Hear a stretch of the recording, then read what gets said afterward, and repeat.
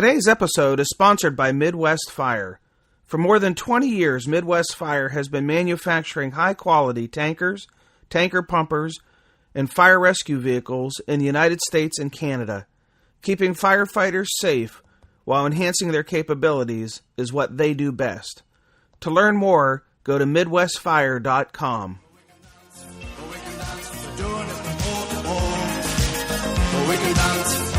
This is Lieutenant Jeff Cheshire from the Speedway Fire Department. You're listening to the SA Matters radio show with Dr. Rich Gassaway. SA Matters' mission is simple. We want to help us see bad things coming and time to avoid bad outcomes.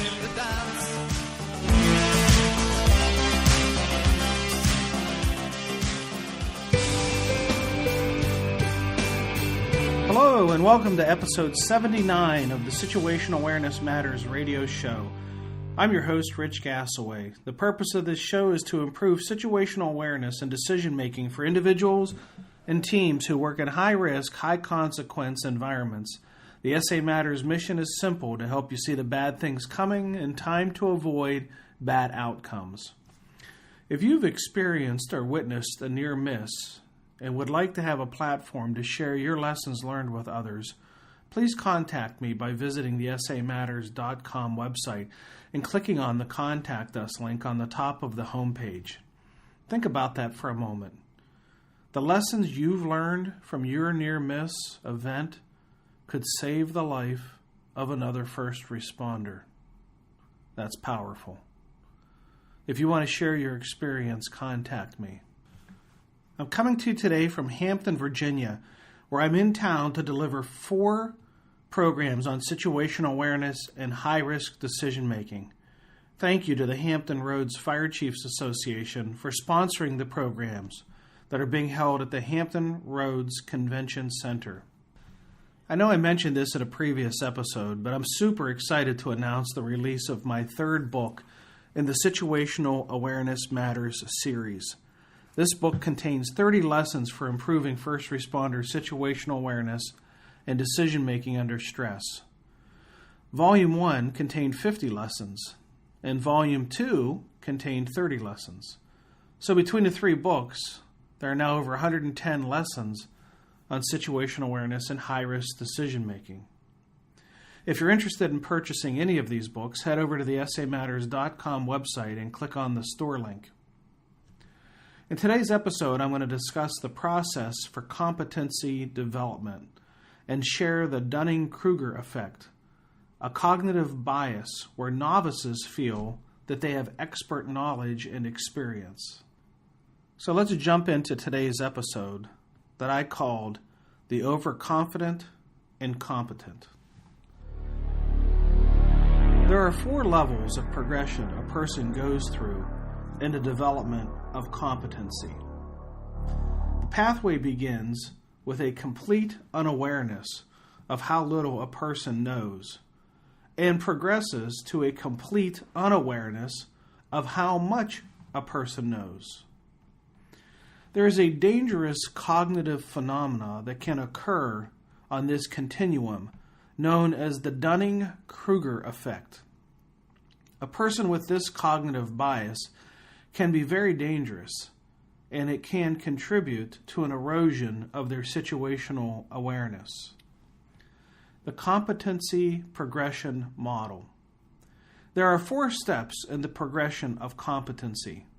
Step 1 is unconscious incompetence, being unaware of what you do not know. Step 2 is conscious incompetence, being aware of how much you don't know. Step 3 is conscious competence, being aware of how much you do know. And step 4, unconscious competence, being unaware of how much you actually know. The Dunning-Kruger Effect. In 1999, 2 professors from Cornell University conducted a series of experiments and published their findings in the Journal of Personality and Social Psychology. What they uncovered was a cognitive bias where unskilled people suffer from the illusion of having superior skills and knowledge. I have seen this firsthand in my firefighter safety, mistakes, and best practices class, where I will ask a young firefighter, typically with less than 2 years of experience, how comfortable they would be at commanding an incident if they found themselves to be the senior person on the scene. Remarkably, I have had participants rate themselves as highly competent and highly confident. Then I ask them if they've ever commanded a structure fire before. Almost every one of them have not.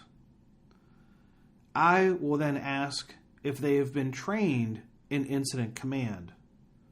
Most will acknowledge that they have, often as an internet-based training class for ICS 300 and 400. Remember, this person that I'm quizzing is the senior member of the department that is on the scene in the scenario that I have created. Clearly, these individuals are suffering from an illusion of superiority that David Dunning and Dunning-Kruger identified in their research.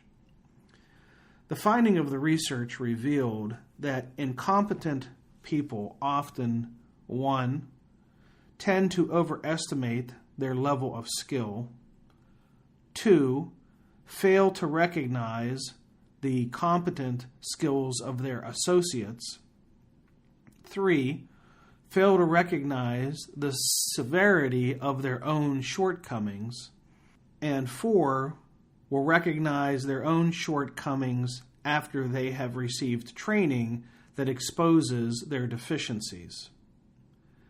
Their findings were published in a paper titled Unskilled and Unaware of It: How Difficulties in Recognizing One's Own Incompetencies Leads to an Inflated Self-Assessment.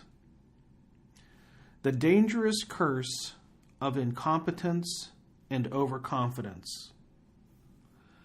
All responders start out unconsciously incompetent. They don't know what they don't know. This can be a blissful time as a new responder because the individual doesn't really realize how dangerous the work can be. The best case scenario is the incompetent person would lack the confidence to perform a highly dangerous skill. Equally, it would be desirable if the incompetent lacked the confidence to assume command of an incident where a highly skilled and knowledgeable commander is required. Unfortunately, an unconsciously incompetent person can way overestimate their own knowledge, skills, and abilities, and put themselves in a position to inflict great personal harm on themselves or to others. This person would be known as lacking personal situational awareness. The incompetent person can also fail to realize the knowledge, skills, and abilities that are possessed by fellow responders who perform highly dangerous work with ease. When the incompetent fails to understand the knowledge levels of their associate, they would be known as lacking team situational awareness. Fortunately, as Dunning and Kruger discovered, the sooner an incompetent is exposed to the knowledge of their shortcoming in the form of training, the quicker they will realize their deficiencies. Once the shortcomings are realized, the individual then progresses up the competency scale to conscious incompetence. They are now aware of what they do not know and aware of how dangerous they can be. This should in turn lower their confidence and help reduce the possibility of them performing highly dangerous work without the proper knowledge and training. While it is important to teach basic skills before advanced skills, I think it's also very beneficial for newer members to be exposed to the complexities of the job early. Perhaps not teaching the complexities, but providing an introduction to them. My memory is summoned back to my hazardous materials training. The first level of training was awareness, letting me in on the fact that hazardous materials can be very dangerous and deadly. If I don't have the right training and equipment, the best thing that I can do is keep at a safe distance and call in experts to deal with the problem.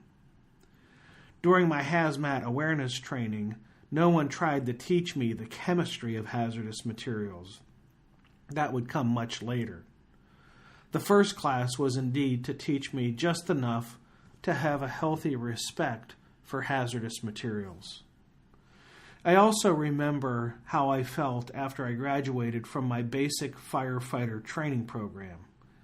I can say with confidence that I suffered from the Dunning-Kruger cognitive bias. I was way overconfident for what I knew. But I had a Firefighter 1 certificate, a wallet card, and even a patch to sew on my uniform shirt. I thought I knew what I needed to know to be a structural firefighter. I even once found myself establishing command at a complicated vehicle extrication where I had no business being in charge. Thankfully, no one got hurt, and the extrication was a success despite my best efforts to mess it up. Perhaps the easiest person to help transition from unconscious incompetence to conscious incompetence is the new member, eager to learn and open-minded. Unfortunately, not everyone suffers from the Dunning-Kruger Effect as a new person. Sometimes the afflicted members are long-standing, tenured members of the department. Some, for a variety of reasons, never transitioned in their competency progression. Others transitioned but then slid backwards as they failed to keep up with changes in the field. These members may be the most dangerous of all because they have both a huge blind spot and often a huge ego. Competency cannot progress in the presence of denial.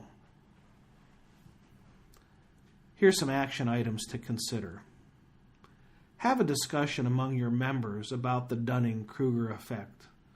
Be sure to be respectful of those members who may be suffering from it. Do not automatically exclude yourself from consideration of someone who may be afflicted. Discuss strategies for how to develop the competencies in members who may be undertrained or underexperienced. Strategize how to keep members who may be suffering from the illusion of superiority from being put into positions where their decisions can adversely impact safety.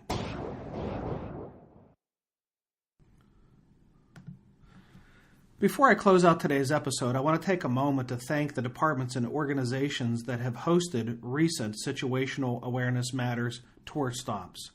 Your efforts to bring this valuable and powerful training on situational awareness and high-risk, high-consequence decision-making to your members and others in your region are greatly appreciated. Fire Shows West in Reno, Nevada, where I gave the keynote address and breakout sessions on situational awareness. The New Hampshire Fire Chiefs Association, where I gave a presentation at the New Hampshire Fire Academy in Concord. The Pearland Fire Department in Pearland, Texas, where I delivered 2 days of programs there. The Association of Air Medical Transport Conference in Long Beach, California. And thank you to Spectrum Aeromed for sponsoring me and for sponsoring the book signing and book giveaway. Spectrum Aeromed designs the interiors for air medical transportation vehicles. If you have a need for that, please visit their website. You can Google search Spectrum Aeromed, AEROMED, and I will put a link to them in the show notes. the Emergency Preparedness and Hazardous Materials Conference in Valley Forge, Pennsylvania. Thank you for the opportunity to keynote that conference and to also deliver some breakout sessions. And by the time this episode airs, which will be tomorrow, October 26th, and then again on October 27th, I'll be delivering 4 programs for the Hampton Roads Fire Chiefs Association in Hampton Roads, Virginia. If you're interested in attending an upcoming Situational Awareness Matters tour stop, on October 29th, I'll be delivering a program for the Tennessee Department of Homeland Security in Knoxville, Tennessee. On November 5th, the Lake County Fire Chiefs Association in Concord, Ohio. November 11 and 12, the Managerial Association of Emergency Services on November 11th in Bradenton, Florida, and on November 12th in Northport, Florida. On November 13th, I'll be delivering a program for the International Association of Fire Chiefs Volunteer and Combination Officers Section Symposium in the Sun in Clearwater Beach, Florida. And then on November 17th, a program for the International Association of Fire Chiefs Company Officer Leadership Seminar in Dallas, Texas. And then I'm going to take a break from the road and spend a couple of weeks in the Thanksgiving holiday with my family. If you're interested in attending an upcoming Situational Awareness Matters tour stop, head over to the samatters.com website and click on the blue box on the right side of the homepage labeled Upcoming Event Schedule. Here's hoping there'll be a tour stop near you and we'll get a chance to meet up. If you're interested in scheduling an SA Matters tour stop yet in 2015 for your department or association, I have a few dates remaining in December, the early part of December. And if you're interested in booking programs in 2016, I'm actively booking those programs now. So you can contact me through the website, samatters.com, and click on the Contact Me link, and we'll get something set up for you. If you're not a member of the SA Matters community of learners, please consider joining. There are over 5,000 members connected here on SA Matters, sharing ideas about how to improve situational awareness, how to make better decisions under stress, and how to train members to be critical thinkers and resilient problem solvers. Membership is free, and when you sign up, I'll send you a special report called 25 Best Practices for Improving First Responder Safety. If you're not a member yet, head over to the samatters.com website and click on the red box on the right side of the homepage that says Free Membership. As a reminder, every episode of the radio show has a corresponding show notes page on the samatters.com website. All the most recent episodes scroll on the homepage, but for the older episodes, you just go to samatters.com / and the episode number, which is always mentioned at the beginning of the show. So, for example, if you wanted to access, say, episode 60, you would open up your internet browser, type www.samatters.com / 60, and that'll take you to the page that contains the link to that episode. The show notes page contains additional information and resources about the episode, and depending on who the guest is, may also have incident scene pictures, videos, and audio, and the contact information for the guest. On the show notes page, you can also leave questions and feedback about the episode. If you're not connected with me on social media, please consider following @RichGasaway or @SAMatters on Twitter. The SA Matters Twitter community has more than 16,000 followers who are supporting our mission there, and thanks to all who are connected with me on Twitter. You can also get connected with me on Periscope by following @RichGasaway, and you'll get notifications of upcoming live video presentations on the Periscope app. Get that through the App Store.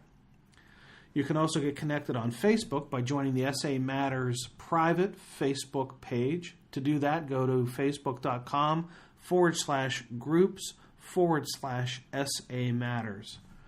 I've got a really good discount running on the private Facebook page right now for 50% off on my new book, but you have to join the Facebook group to get that code.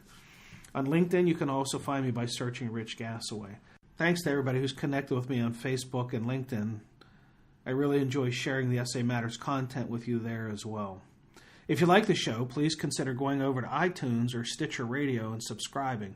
Search for SA Matters Radio, SA Matters Radio. Please consider leaving some feedback while you're there, and if you like the show, I'd appreciate it if you'd give it a 5-star review. Not only will that motivate me to work harder for you, but it will also help others to find the show. Well, that's it. Episode 79 is complete. Thank you to our sponsor, Midwest Fire, and thank you to all our live event hosts. And thank you, our listeners, for sharing some of your valuable time with me today. I really do appreciate your support of the SA Matters mission. Be safe out there, and may the peace of the Lord and strong situational awareness be with you always. You've been listening to the Situational Awareness Matters radio show with Dr. Richard B. Gassaway. If you are interested in learning more about situational awareness, human factors, and decision-making under stress, visit samatters.com. If you are interested in booking Dr. Gassaway for an upcoming event, visit his personal website at richgassaway.com.